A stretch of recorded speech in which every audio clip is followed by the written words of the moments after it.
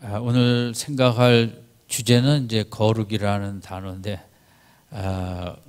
우리가 성경도 거룩한 책 아닙니까? 홀리 바이블.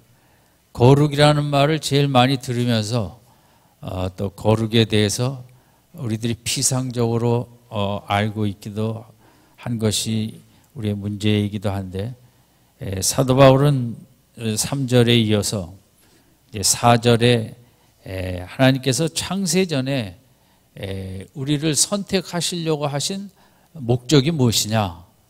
물론 구원하시려고.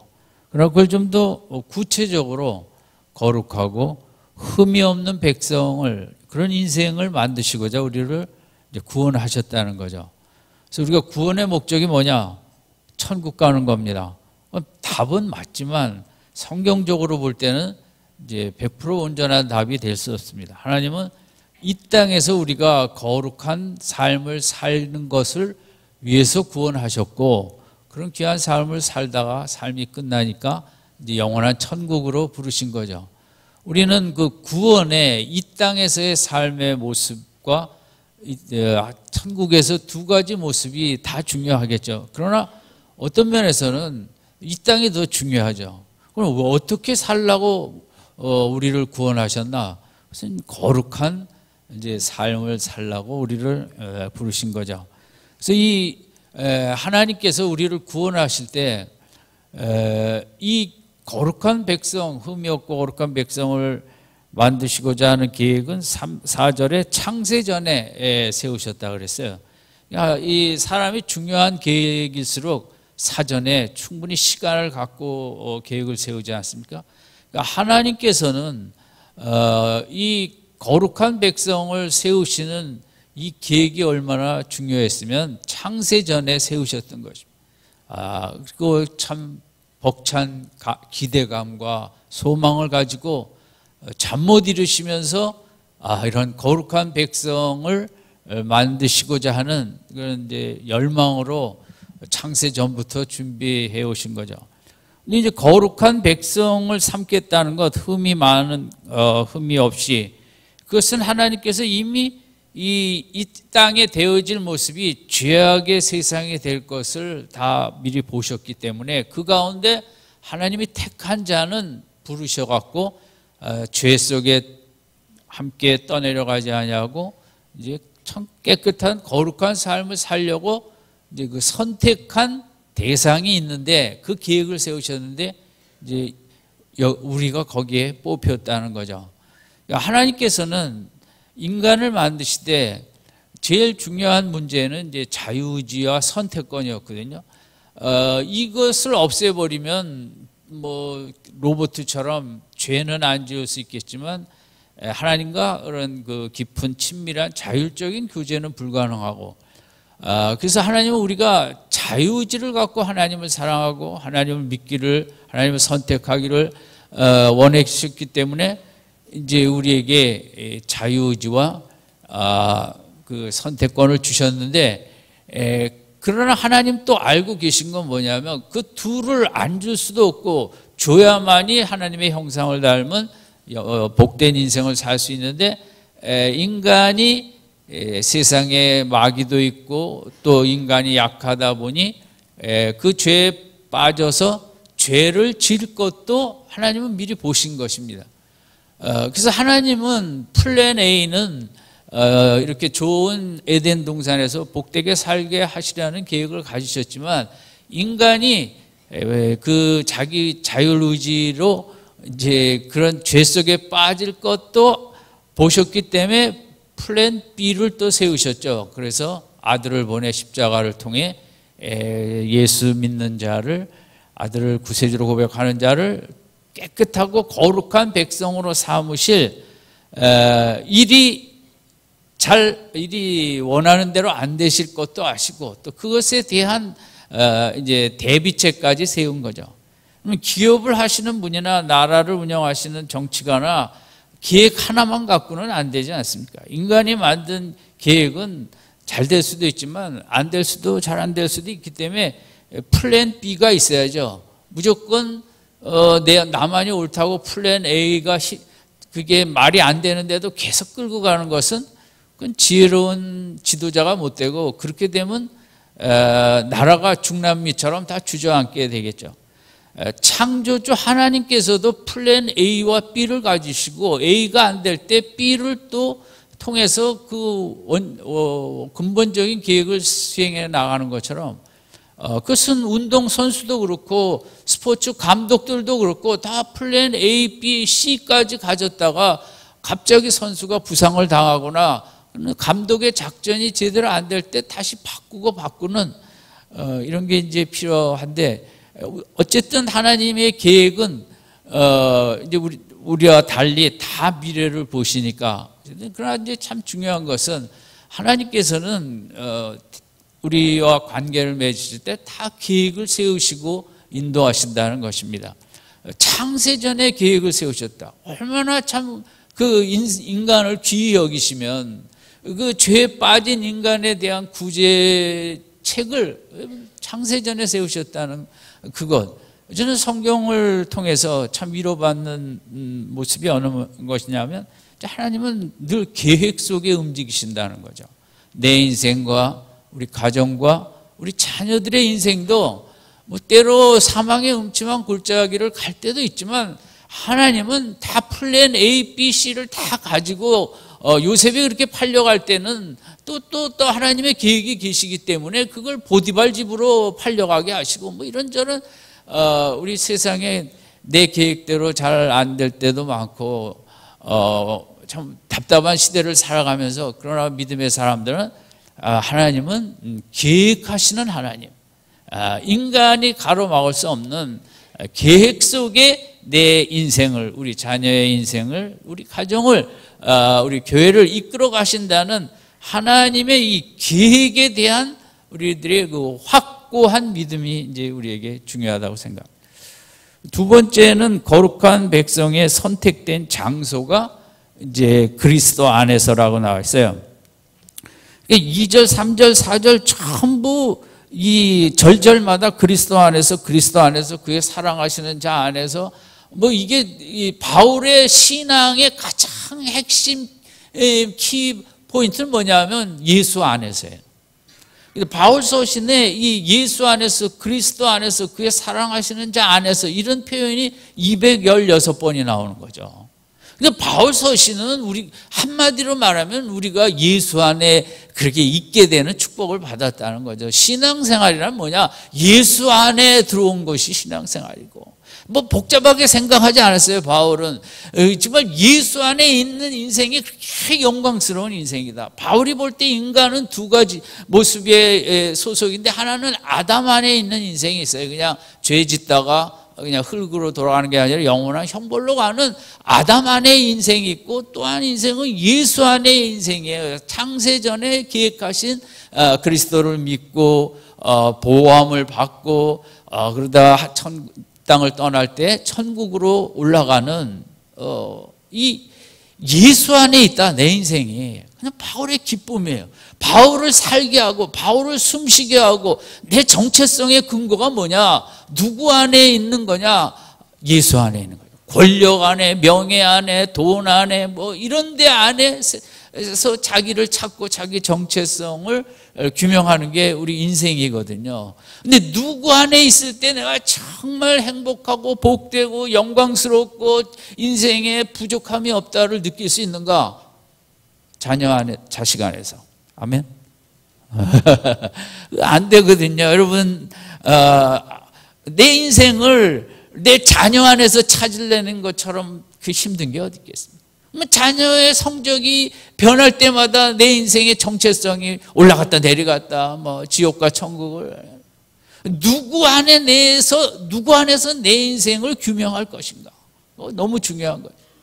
권력 안에서 규명하지만, 권력이라는 게 뭐 집권할 때는 뭐 20년, 30년도 갈 것 같지만 그렇게 되는 게 어디 있습니까? 한 텀이나 겨우 채울 수도 있는 것이고, 누구 안에서 내 인생을 찾을 것인가? 복된 인생, 남편 안에서 찾습니까? 신혼 때는 그럴지 모르겠지만 살다 보면 여기도 아닌가 봐, 저기도 아닌가 봐. 이러면 우리 어린 다 자녀를 키우면서 우리 자녀들이 서울랜드나 에버랜드 그 안에 들어가면 얼마나 행복을 느낍니까? 또 가고 싶고 또 가고 싶고. 제가 아는 목사님은 아이가 어릴 때 그 무슨 뭐 몇 년권을 사더라고요. 아이가 좋아하니까. 저는 딱 한 번 가봤는데 에버랜드를. 근데 어쨌든 어디 안에 있는 내 인생이 어디 안에서 정말 기쁨을 주고 소망을 주고 영광을 주는가. 바울이 서신서가 많이 있지만 한마디로 요약하면 예수 안에 있는 인생이 최고의 인생이라는 것입니다. 청와대 안에 있는 인생이 아니고 뭐 CEO 자리에 있는 인생이 아니고 예수 안에 있는 인생이 최고의 인생, 영광의 인생. 바울을 숨쉬게 하고 바울을 기쁘게 하고 바울을 정말 그 한순간 힘있게 하는 건 내가 예수 안에 있다는 거거든요. 얼마나 예수 안에 있다는 게 영광스럽고, 인류 역사에 인간이 이렇게 고생하고 노예로 팔리고 뭐하고, 나라마다 백성 숫자보다 노예 숫자가 그리스 같은 때는 뭐 6배, 7배 뭐 그 선노예 인생이 얼마나 비참하고 처량해. 예수 안에 들어오니까 영원한 인생이 열리고 하나님의 축복을 누리게 되는 신앙생활은 뭐냐? 내가 예수 안에 있다는 걸 기뻐하는 게 신앙생활이에요. 그분이 나를 사랑하시고 포도나무 비유처럼 그냥 빨아들이기만 하면 하늘의 신령한 3절의 축복을 그냥 다 끌어올 수 있고, 아무쪼록 날이 갈수록 예수 안에 있는 인생 믿음의 축복을 많이 체험하고 영광스러운 인생이 되시기를 바랍니다. 바울은 신앙생활 복잡하게 해석하잖아요. 내가 예수 안에 있다. 누가 나에게 덤빌 거냐? 내가 예수 안에 있다. 내 가는 길을 누가 막을 거냐? 내가 예수 안에 있다. 그분이 책임지신다. 뭘 걱정하랴? 내가 예수 안에 있는데 뭘 두려워하랴? 이게 이제 바울 신앙의 핵심이라고 할 수 있죠. 그래서 오죽하면 200번을 넘게 216번을 바울은 쓸 때마다 예수 안에, 예수 안에, 예수 안에. 그게 기독교라는 거죠.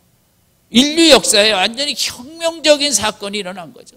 사람이 누구 안에 거해도 이런 기쁨을 누릴 수가 없는 거죠. 오직 예수 안에. 세 번째, 그렇게 거룩한 백성을 선택하신 이유와 동기는 사랑 안에서라고 써 있어요. 4절. 왜 나를 선택했나? 전 잘 모르겠어요. 저는 그러나 늘 많이 생각합니다. 하나님 왜 저를 선택하셨나? 왜 저 사람은 선택 안 하고,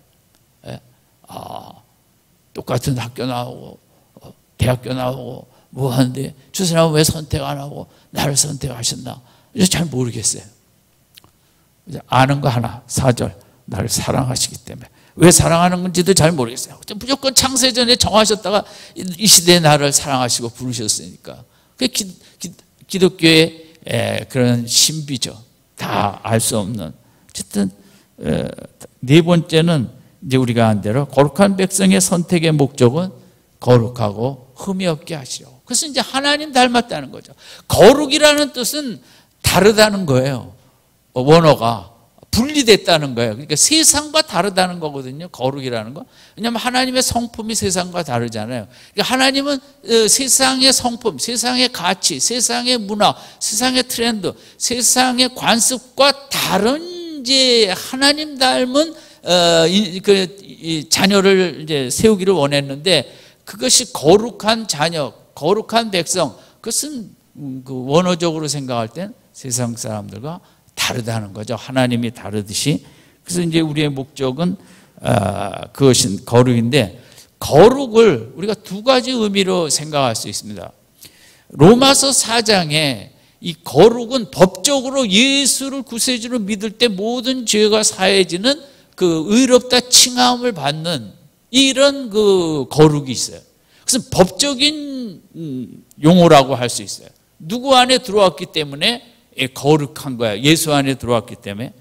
근데 거룩의 두 번째 의미는 로마서 5장, 6장, 7장, 8장에 있는 이제 신학적인 용어로는 성화라는 말을 쓰는데, 우리가 거룩한 그 법적인 지위는 얻었으나 세상에 물들었던 우리의 모든 가치관과 내면과 의식 구조, 무의식을 고쳐가는 이 거룩해져가는 과정, 성화, 이게 진짜 이제 우리 신앙생활에서 중요한 거룩의 모습이죠. 그 거룩은 그 죄를 용서받은 그 주 안에 깨끗한 상태도 거룩이지만, 그 다음에 우리가 날마다 말씀의 다스림을 받아 점점 깨끗해져가고 거룩해져가는 이 과정이 신앙의 핵심이라는 거죠. 그러니까 로마서 4장은 우리가 이제 의롭다 칭함을 받은 장이고, 5, 6, 7, 8장은 우리가 뭐 해가는 장이다? 거룩해져가는 거. 복잡하니까 생각이 잘 안 나시죠? 하나님이 원하시는 것은 거룩해져가는 과정이에요. 그걸 우리가 그냥 예수 믿으면 천국 간다만 얘기해 갖고는 절대 그건 기독교가 될 수 없는 거예요. 이 땅에서 거룩한 삶을 살아간다가 구원이거든요.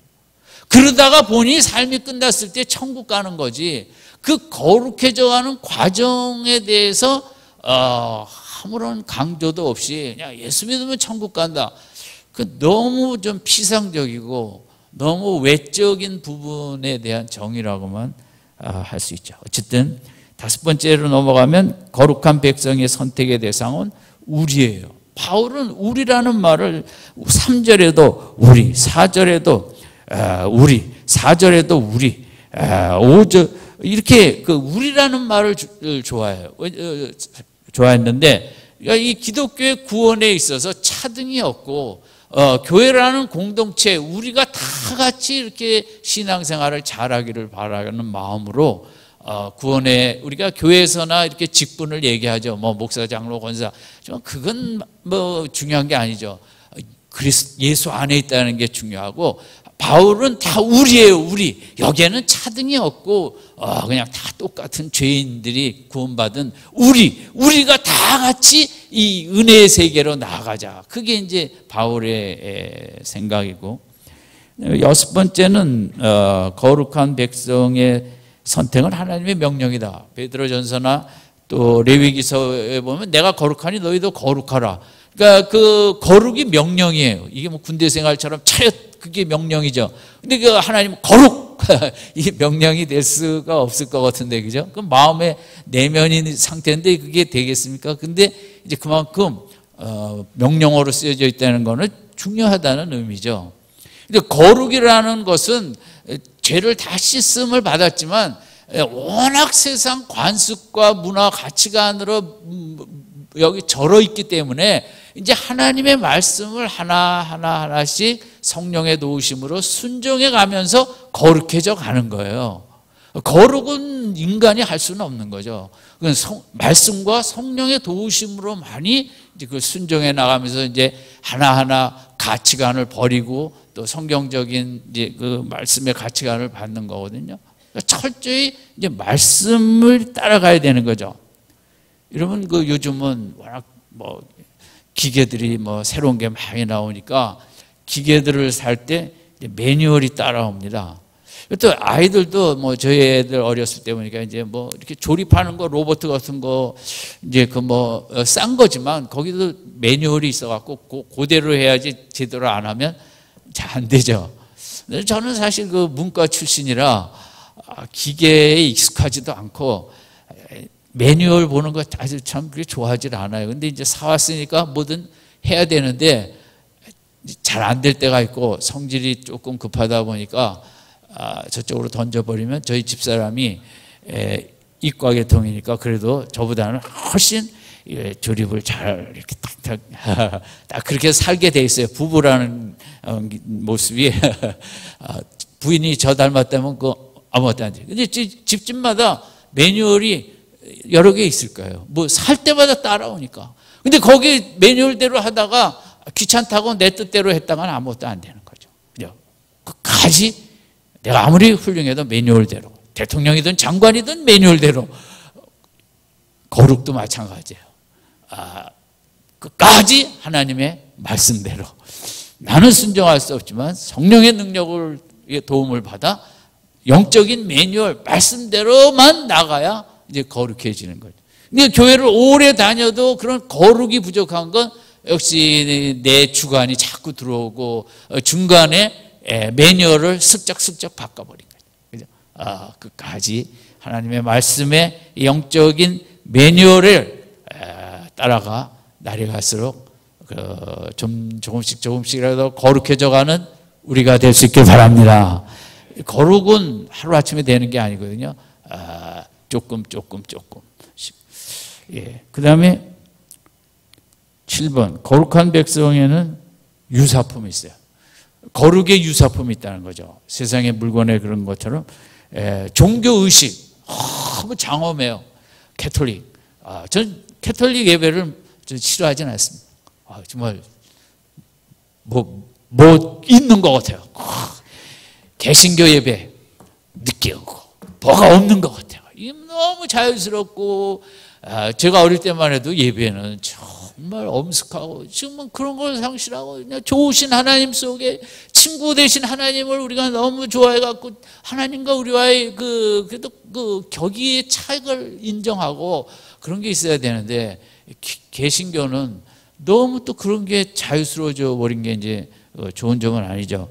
어쨌든 그런데 사람이 생각할 때 거룩한 의식에 참여했다 나오면 자기가 거룩하다고 그렇게 착각을 하는 거죠. 그게 문제예요. 하나님이 보시는 거룩한 모습은 내 내면인데 사람들이 그 유대교나 캐톨릭, 개신교도 마찬가지입니다만 성가대 가운을 입은 게 거룩은 아니잖아요. 근데 사람이 볼 때는 정말 노래 찬양도 잘하시고 거룩해 보인다 하면서 또 나도 내가 이렇게 주일날 목사도 안 입는 가운을 성가대만 입었으니까 내가 이렇게 거룩한 사람이다 착각을 할 수 있죠, 그죠?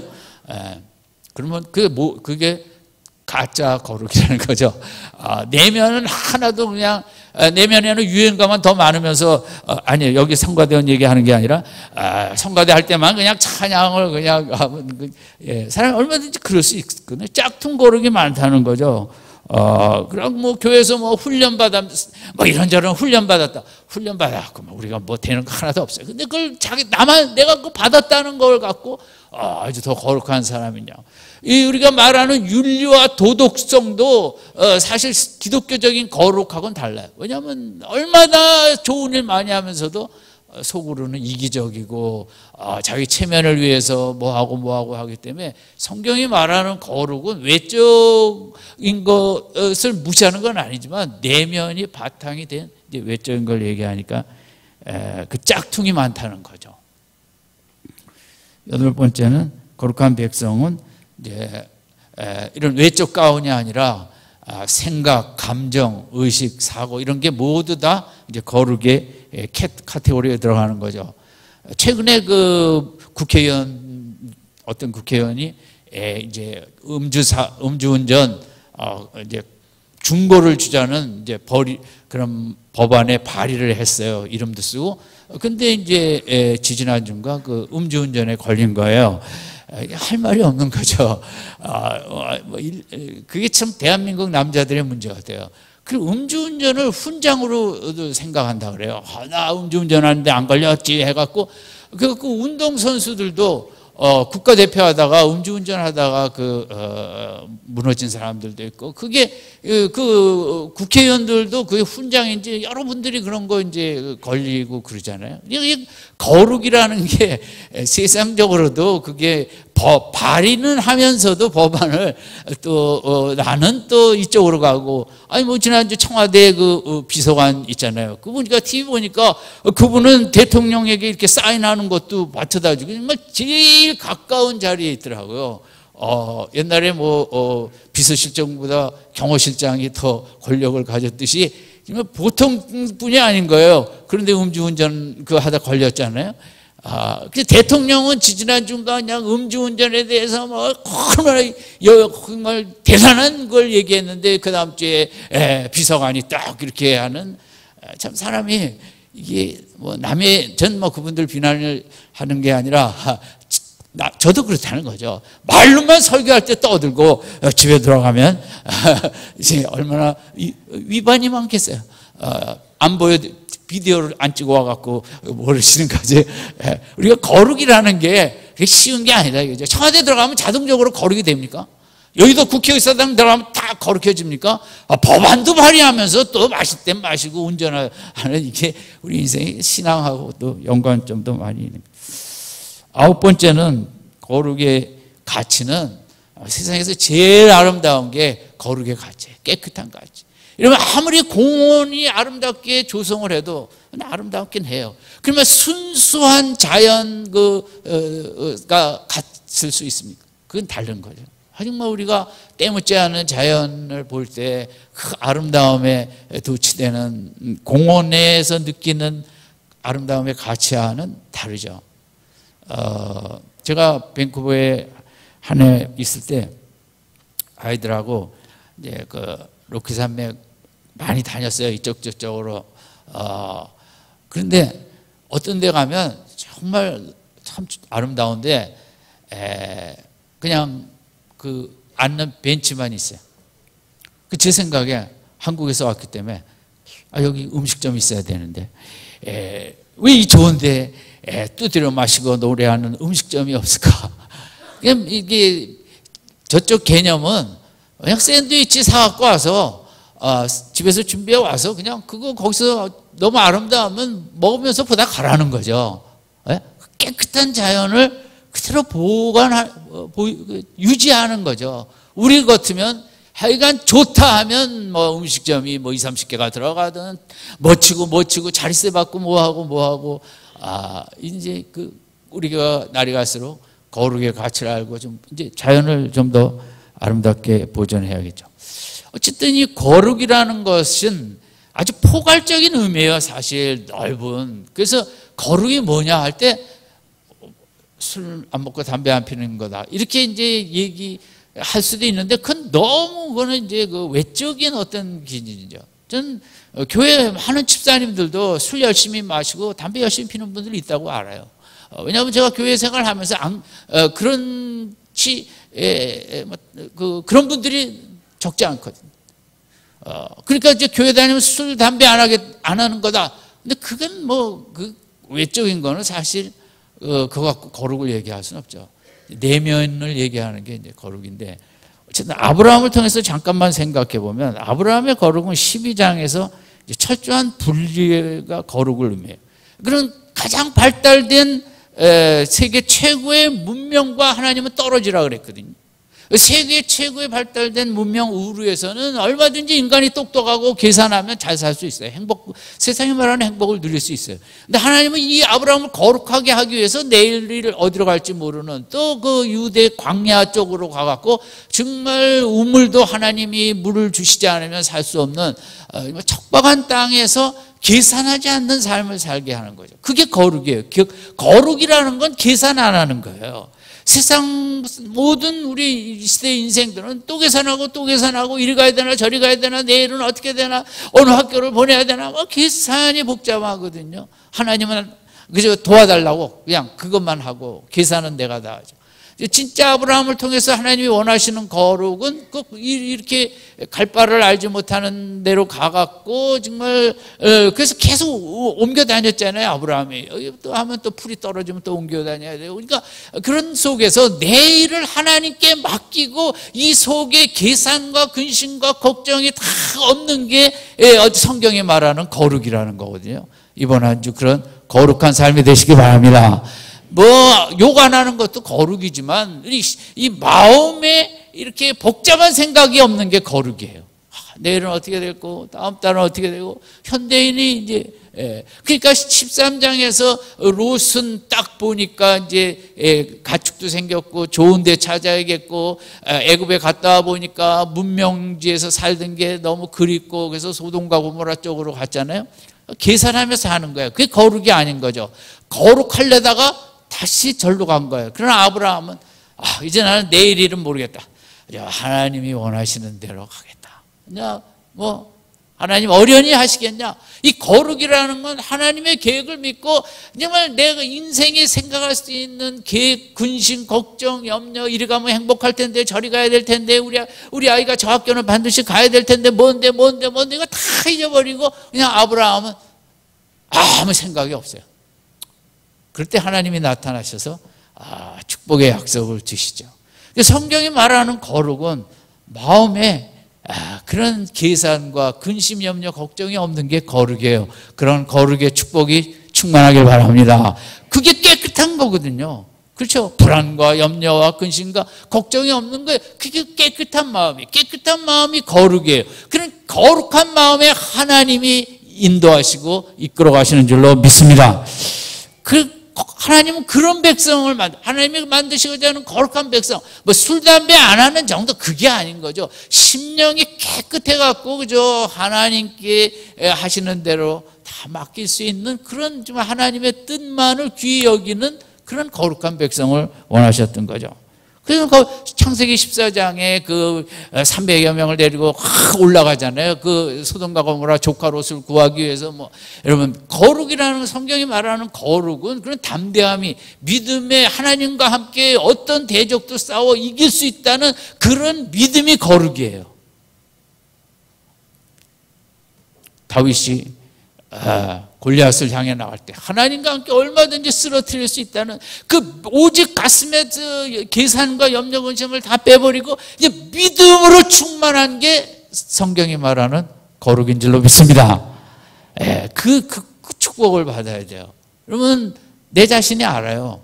한 주를 살면서 내가 거룩하게 살았는지 안 거룩하게 살았는지. 그 거룩은 여러분 이것저것 욕 안 하고 이런 정도가 아니라 정말 내 마음속에 그런 것들을 다 내려놓고 그냥 하나님 한 분만으로 다 맡기고 사는 그런 거룩이 있습니다. 그러나 이 거룩은 쉽게 다 완성에 이르지 못해요.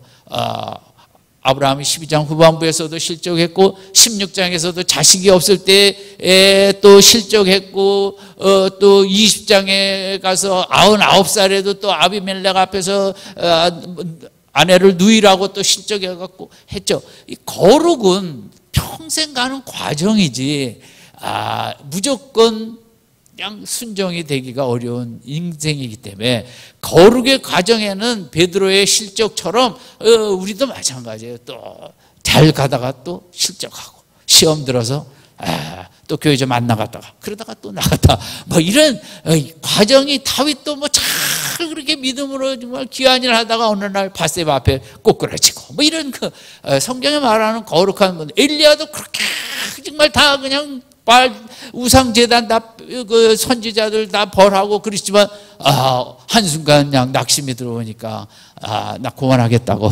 거룩이라는 것은 이렇게 그냥 쭉 올라가는 게 아니라 또 퇴보했다가 시험 들었다가 또 이겨냈다가 또 어쩔 때는 하나님 싫었다가 또 이러면서 이제 올라가는 거죠. 근데 거룩의 최고의 절정은 창세기 22장이라는 거죠.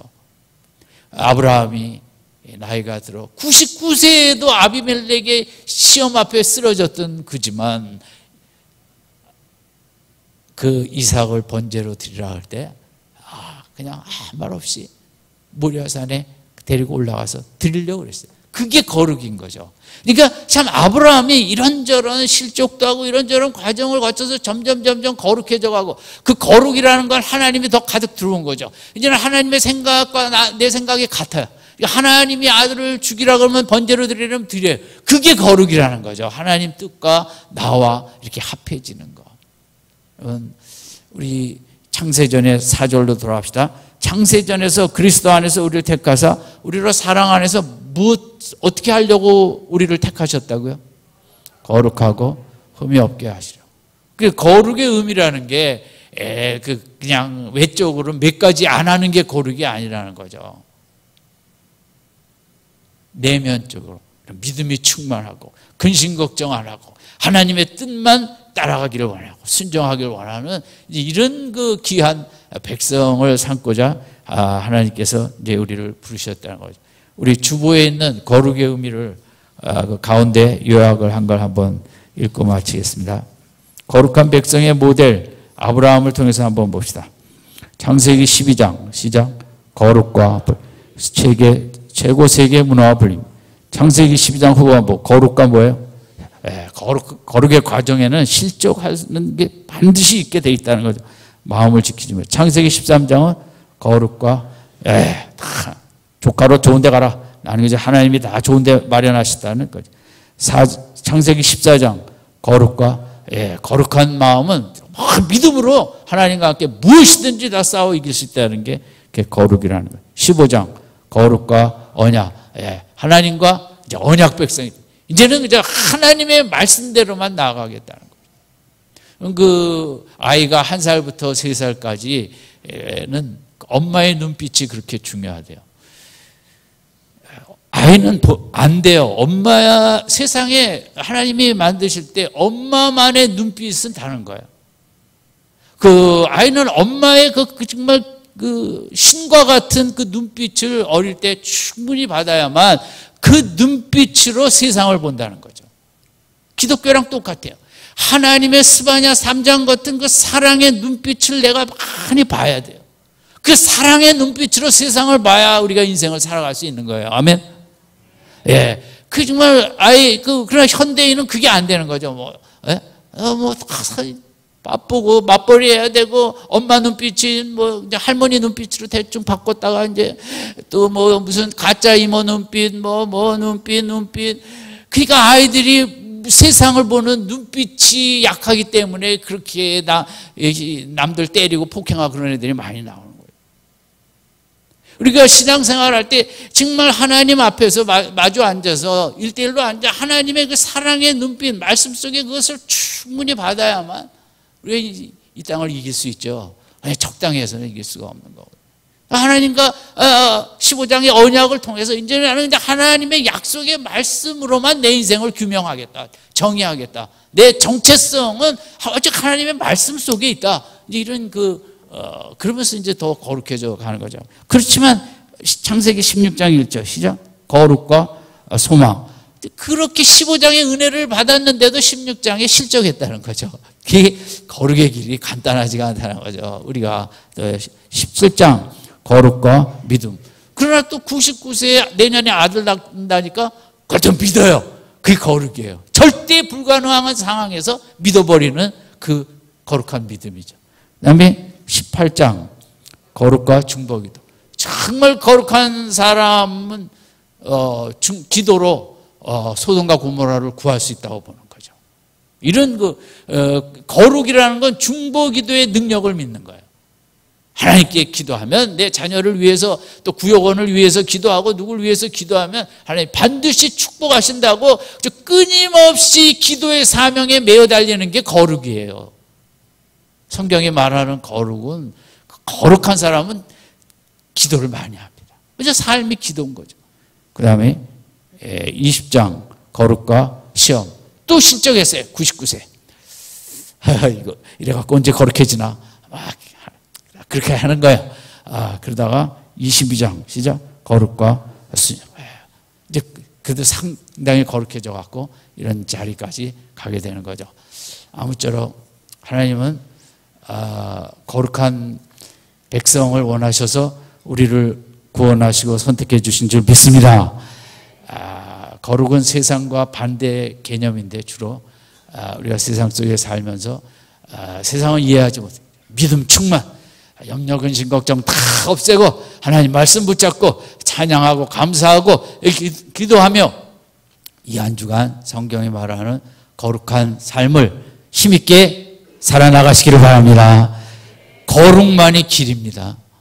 내면에 거룩해서 하나님을 기쁘시게 해드리고 또 거룩한 백성을 하나님이 축복해 주시겠죠. 아무쪼록 우리 한 주간 그런 거룩한 삶을 살다가 또 다음 주에 만날 수 있기를 바랍니다. 기도하겠습니다.